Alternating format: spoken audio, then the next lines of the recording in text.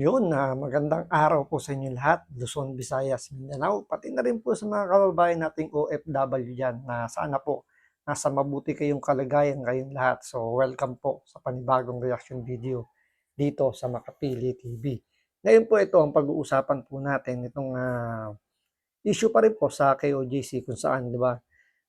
Naglabas na ng TRO ang Davao Court ng temporary protection order para sa mga miyembro ng KOJC o sa mismong KOJC compound. So hindi po 'yun ino-honor ng PNP dahil siyempre meron silang warrant of arrest na pinanghahawakan na kailangan naman talagang ipatupad 'yun. Pero ang punto lang naman doon kasi ng KOJC, kumbaga parang malimitahan yata yung pagpasok o yung alam niyo yung, hindi na kasi sila makalabas-masok ng matiwasay do'n sa compound dahil ang alegasyon nga nila hinaharang sila ng PNP.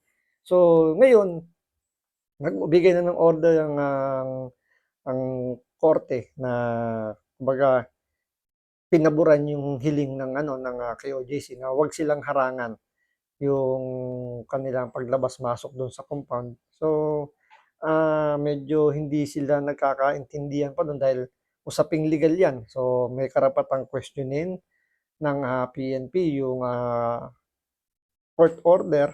Same thing din naman dun sa KOJC, meron din naman silang karapatang questionin yung pamamaraan ng pagse ng warrant of arrest. So, yun nga dahil sa porsigido yung PNP na mahuli talagang itong si Kibuloy, gagamit o gumagamit na sila ngayon ng ng mga high-tech equipment. Dahil siyempre 'di ba pinaninindigan nga nila na, nasa ilalim lang daw ng lupa itong si Pastor Kibuloy. So parang parang ang iniisip nila nakikipagkuwentuhan na 'tong si Pastor Kibuloy sa kay Lucifer na parang nakakalimutan yata nila na appointed son of God. So self-declared naman 'yun ni Pastor Kibuloy na siya, appointed son of God pero ang sinasabi ng PNP na na nasa ilalim daw ng lupa 'tong si Kibuloy, baka nakikipaglaro po ng chess kay Lucifer. So, yun nga, nagpapasok pa sila ng mga equipment, mga high-tech equipment dahil nakaka-detect daw sila ng mga, human heartbeat do'n sa ilalim ng lupa. Kaya ito naman ngayon yung yung kumbaga, inaalmahan ng mga miyembro ng KOJC. Parang sa kanila kasi parang sobra-sobra na yung ginagawang,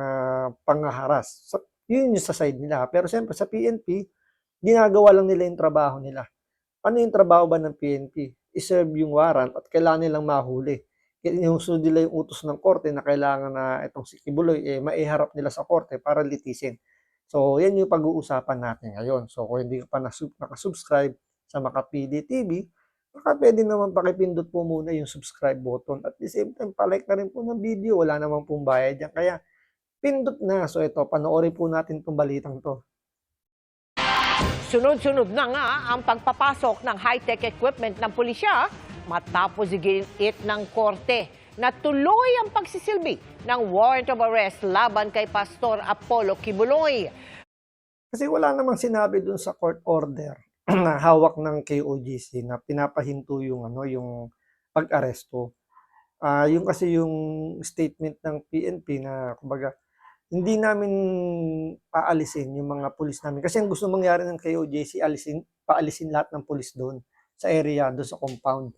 Which hindi naman pumayag yung PNP dahil nga kasama yun sa mga aaresto dahil nga sa laki ng area.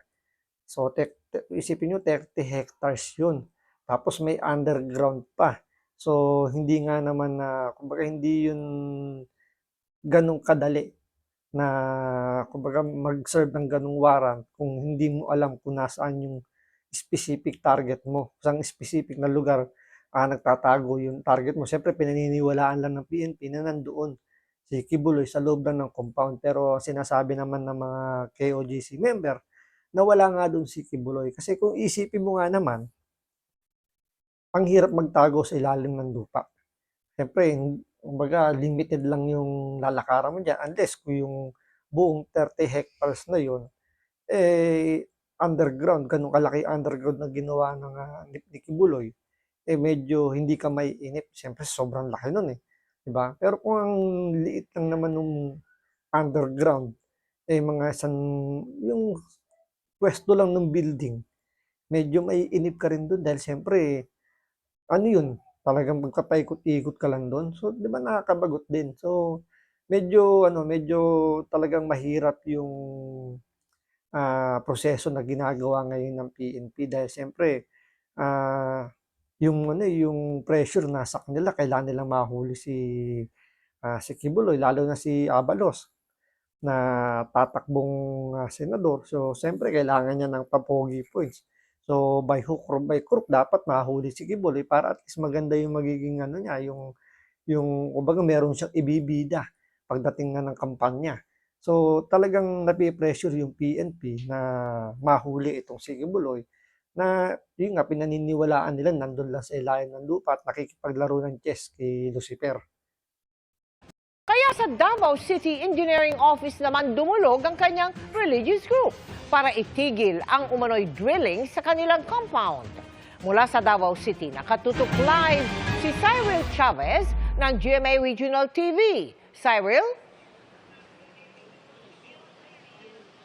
Ma'am, sa ika-6 na araw ng pagsisilbi ng kapulisan ng warrant of arrest laban kay Pastor Apollo Kibuloy at iba pang akusado, iba't ibang kagamitan ang ipinasok ng pulis sa loob ng KOJC compound. Nagsinatingan din ang mga pulis na mula pa sa iba't ibang rehiyon ng bansa. Nakatutok ngayon sa KOJC Cathedral at Jose Maria College Building ang paghahanap ng pulisya kay Pastor Apollo Kibuloy. Binuksan nila ang isang tila bakal na nakatakip sa isang sementadong lugar.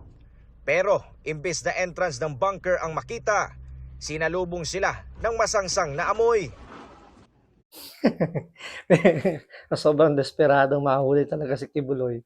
Lahat na lang ng makikitang, alam niyo yun, na possible na pinto or entrance ng papunta dun sa sinasabi nilang tunnel talagang bubuksan.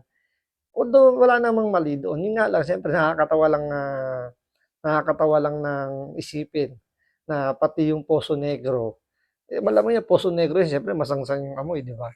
So doon pa lang ewan ko sa mga pulis kung hindi ba nila naisip na siyempre, ikaw ba naman, dadaan ka ba naman sa Poso Negro na para pumunta dun sa underground? Medyo kahit papaano, 'di ba, medyo gamit ka ng konting common sense. Pero siyempre, yun nga, siguro gumamit nga naman sila ng common sense dito dahil posible nga naman, halimbawa, kung talagang yun yung, yung kumbaga parang trick, 'di ba, para hindi isipin ng mga magse-serve ng warrant na do'n dadaan or yun yung secret passage papunta do'n sa tunnel na sinasabi nilang nandun si Kibuloy, 'di ba't titiisin niyan, ni Kibuloy daanan kung talagang 'yan.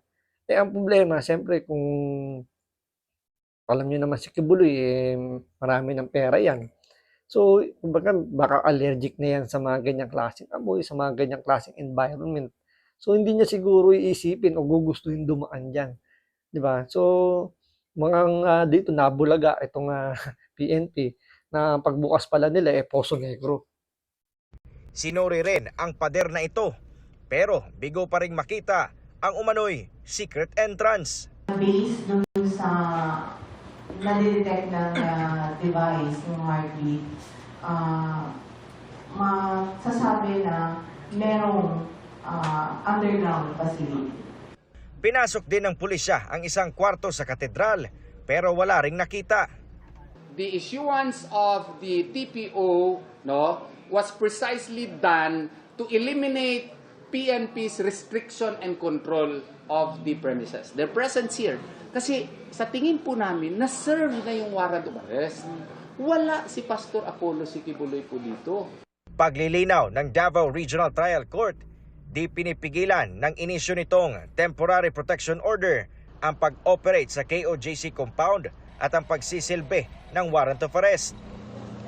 Ang punto kasi rito ng legal counsel ng KOJC, parang ang nangyayari kasi kontrolado na ng PNP yung buong compound ng KOJC. Dahil nga kumbaga ilang beses yung nag-serve ng warrant, nag-serve na rin ng warrant ang NBI. So wala si Kibuloy doon. So dapat doon pa lang tapos na dapat yung yung pagse-serve ng warrant. So dahil nga pinaninindigan ng PNP yung kanilang siyempre trabaho nila yun eh. Inutusan sila eh. So susunod lang sila rito. Ngayon, ang punto, na-serve na nga yung warrant. So dapat kumbaga bitawan na ng PNP yung parang pag-asta nila na na kinokontrol yung buong compound kasi nga every building may mga pulis na parang nangyayari imbis na sila yung dahil nga private property, di ba? Dapat yung mga miyembro or yung mga kawani ng KOJC yung mag-i-inspect dito sa PNP na baliktad. Yung mga may-ari no or yung mga sabihin nating owner ng KOJC, sila ngayon yung ini-inspect ng PNP sa loob mismo ng kanilang property. 'Di ba parang nakakatawa na ako yung may-ari pero ako yung pinipigilan ninyo kumilos dito sa loob ng aking compound. Na kayo na dapat yung mas makikiusap sa amin kung pwedeng gumalaw ng ganito or ako ano yung ikikilos ninyo, hindi kayo pa yung mas malaya nakakagalaw diyan sa loob ng compound namin. Parang yun yung ibig sabihin ni Atty. Torion dito na, teka lang, parang ang nangyayari kayo na yung may control ng buong compound, hindi na kami. Kaya nga humingi sila ng TPO na ibalik yung control, pigilan na yung PNP na alam nyo yun na sila na yung nagmamando dun sa loob. Hindi na yung mismong KOJC yung napapatakbo doon sa loob mismo ng compound. Kaya humingi sila ng TPO, kaso hindi nga sinusunod ng PNP yung order dahil nga hindi malinaw kasi hindi ganun kalinaw yung utos ng korte kaya nga humingi pa ng clarification tong PNP. Ganun din naman tong legal counsel ng KOJC. So bukod doon sa paglilinaw, nag-request pa sila na i-cite in contempt yung mga opisyal nitong PNP.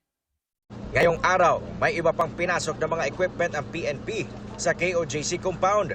Kabilang ang malaking asul na kahon na inalmahan ng KOJC. Hindi umano kasi ito idinaan sa security x-ray. No, isipin niyo 'yon, 'di ba? Nagpasok sila ng kung anumang bagay doon sa loob ng compound ng KOJC na hindi nila pinapaalam doon sa management ng KOJC compound. Private property po 'yun. 'Di ba? So dapat doon may karapatan yung KOJC na malaman kung ano yung laman nung equipment or kung ano yung laman nung box na pinasok ng PNP pero dinisregard yung kanilang karapatan na malaman kung anong laman nun. So, yun yung ibig sabihin ng legal counsel ni Kibuloy. Na teka lang, parang ang nangyayari, kayo yung mas may karapatan na dito sa property na to, private property, ito dapat alam muna rin namin kung ano yung ipapasok ninyo, kung papayagan ba namin. Pero syempre yung PNP, kumbaga hindi na nga kinikilala, parang gano'n ang dating kasi sa sa mga miyembro ng KOJC, hindi na kinikilala, hindi na nila pinakikinggan yung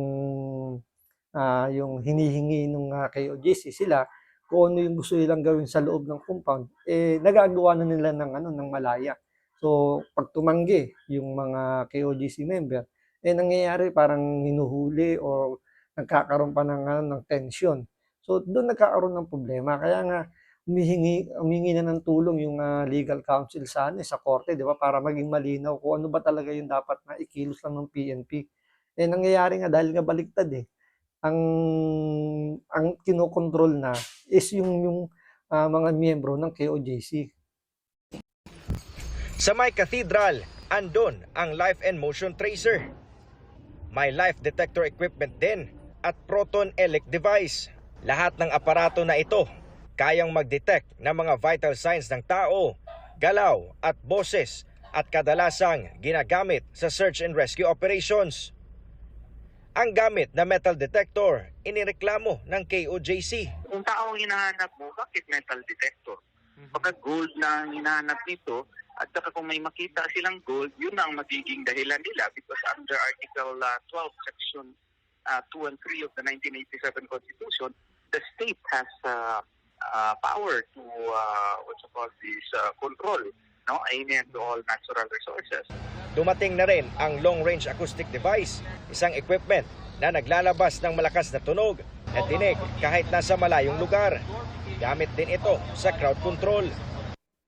Sa isang larawan mula sa Kasi hindi nga naman yung punto ni ng abogado, di ba? Parang ang hinahanap niyo tao, bakit kailangan niyo ng metal detector? So, siguro may tinatagong kayamanan yung kay OJC dyan, si Kibuloy, na baka yun yung makuha. Kasi, possible, di ba? May nakabaong ginto or whatever, kung anumang minerals doon, mga expensive minerals na nandun sa compound, pwedeng angkinin ng estado yun dahil siyempre hindi naman nakadeclare yun or sabihin natin siguro may batas na tungkol doon. Kaya yun yung kini-question ngayon ng abogado ng KOJC na tao yung hinahanap nyo, bakit metal detector yung ipinasok ninyo?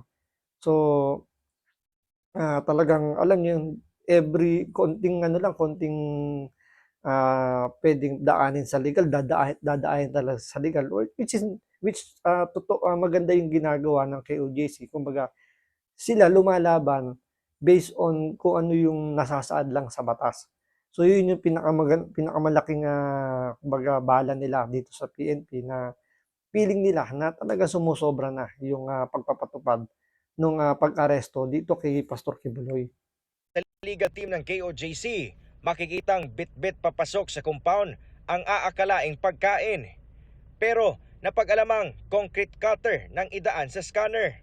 Kinukunan na namin ng pahayag ang PNP ukol dito. Hanggang hapon, Tingnan nyo, nagpasok ng concrete cutter. So, ibig sabihin, meron silang sisiraing property or kung ano mga portion dun sa area kung saan nila hinahanap si Kibuloy. So, dyan pala makikita natin na medyo kumbaga, saklaw pa ba yun ng warrant of arrest? Diba? Kasi damage to property na yung gagawin dito ng PNP. Kaya ang magiging tanong dito, yung magiging damage ba nung compound na yan, babayaran ng PNP or sasagutin ng PNP or sino yung mananagot doon sa mga sisirain or masisirang mga gamit diyan sa property ng KOJC. Kaya medyo masalimuot, medyo malaking usaping legal pa yung pagdadaanan nito. Kaya hindi ganun kasimple yung naging yung naging labanan dito dahil parang warrant of arrest versus yung sistema. 'Di ba? Yun yung kini-question nga ng legal counsel, yung sistema ng pagsiserve ng warrant of arrest. nagpapasok ng iba pang gamit ang PNP. Pero tikom ang bibig ng PNP sa mga equipment na ito. Pero tiniyak na legal. The ground commander doesn't want to reveal, no? This part of the operational data, no, operational information that could jeopardize yung conduct in the serving the warrant of arrest. Dumating na rin sa Davao City ang dagdag pulis mula Northern Mindanao, ibang bahagi ng Davao Region at Socsargen na tutulong sa civil disturbance management. 24/7 na kasi ang operasyon at pagbabantay sa loob at labas ng KOJC compound. May mga sundalo ring tutulong sa crowd control.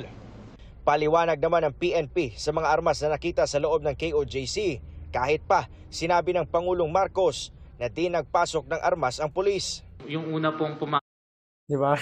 Yung statement ni Pangulong Marcos na wala raw dalang mga baril yung mga kapulisan doon. Yun yung nagpapatunay na itong si Pangulong Marcos naniniwala lang sa mga kinikwento ng mga nakapaligid sa kanya. At hindi niya alam yung nangyayari sa grounds. Hindi siguro siya nanonood ng balita, siguro nanonood lang siya ng Netflix. Gaya nga 'di ba nung nakaraang eleksyon, kaya nga siya tumakbong presidente dahil napanood daw nila yung Ant-Man doon sa Netflix. So, kumbaga dito, nagiging sinungaling yung Pangulo natin dahil sa ginagawa ng mga tao na nakapaligid sa kanya. Ba't natin nasabing sinungaling or ginagawang, nagmumukha siyang walang alam. Dahil unang-una, sinabi 5,500 flood control project na natapos ng DPWH, ni-report niya sa SONA, and then biglang bumaha, 'di ba? Yung 65 o 64 pesos na issue ng NEDA, imposible namang hindi niya rin alam yun. Alam nga namang nag-report yung NEDA sa budget deliberation nila nang hindi alam ng Pangulo yung report na yun. Siyempre, paano siya pa rin naman yung boss. So, dapat alam niya. Binibigyan siya ng report, ino-orient din siya dapat para at least hindi siya napapahiya. Tapos sinabi rin ng Pangulo na 2.5 million Pilipino na raw yung naiahon sa hirap. Dahil hindi ka naman daw mahirap kung nakakain ka ng at least 21 pesos per meal. So tapos ngayon, nagbigay siya ng statement na hindi naman daw overkill yung ginagawa ng PNP dahil wala naman daw pinasok o wala naman daw dalang baril yung mga pulis na nagsiserve ng warrant. Tapos makikita mo sa balita, ayan, merong mga baril na nakatumpok pa. So anong tawag mo ron, di ba? Either nagsisinungaling yung presidente o talagang hindi niya alam yung nangyayari. Naniniwala lang siya sa kwento ng mga nakapaligid sa kanya. Particular, siyempre, yung mga opisyal ng PNP natin na parang binobola lang itong presidente natin na kumbaga alam nila na ito maniniwala sa kanila. So, kahit magbigay sila ng false information, tatanggapin ng presidente yun. So, parang iniisip nila, ano naman yung presidente natin, engot-engot naman yan. So, hindi naman niya magbe-verify. Okay na yan. Sabihin nyo, walang baril. So, yun ang nireport ng presidente. Tapos ito, malalaman natin. Kumpirmado, may mga baril na nakapasok doon sa loob ng compound. May dalang baril yung mga pulis. No? Yung mga searchers, yung arresting officers, ay wala pong armas. Yung mga CDM contingents natin, wala pong armas yan. Ang may mga armas lang po is yung mga perimeter security natin. And certain units, if in case, may Tingnan nyo, sabi niya, perimeter, yung mga nasa perimeter na pulis, yun lang daw yung may baril. Pero nasa loob ng compound ng KOJC, yung mga mahahabang baril. At may nakita rin sa mga video, yung mga sumama sa paghahanap, kikibuloy. Siyempre, kung sumama yun, ibig sabihin, part sila ng arresting team, may mga dalang mahahabang baril. So, ano yun, yung mga nakikita ng mga camera, tampered. Dapat talagang yung PNP bago sila magsalita. Panoorin muna nila lahat ng video bago sila magbigay ng statement. Kasi mas lalong napapahiya yung PNP, mas lalong lumalabas na hindi totoo yung sinasabi nila. Kasi kung panonoorin mo yung mga video, taliwas doon sa sinasabi nitong taga-PNP at ni Pangulo Marcos. na kailangan ng police interventions. Miyerkules ng gabi nang may 5 mga nakasibilyan na pinapasok ang PNP sa loob ng compound pero wala pang ibinigay na detalye ang PNP kung kasali ba ang mga ito sa kanilang human intelligence. We don't have any other targets sa loob. Ang target talaga namin is mahuli si Kibuloy and 4 others. Ang drilling naman ng PNP sa compound, hiniling ng KOJC sa Davao Engineers Office na ipatigil na.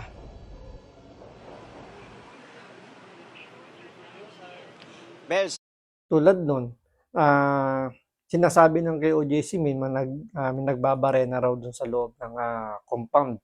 Pero wala naman silang ipinakitang video. Talagang merong nagbabare na. Although may naririnig tayong parang nagbabare na. Pero siyempre, compound nila yun. So dapat may karapatan silang puntahan, makita kung ano yung ginagawa ng PNP. Pero kung hindi nila nakuha na ng video, ibig sabihin, hinaharangan sila.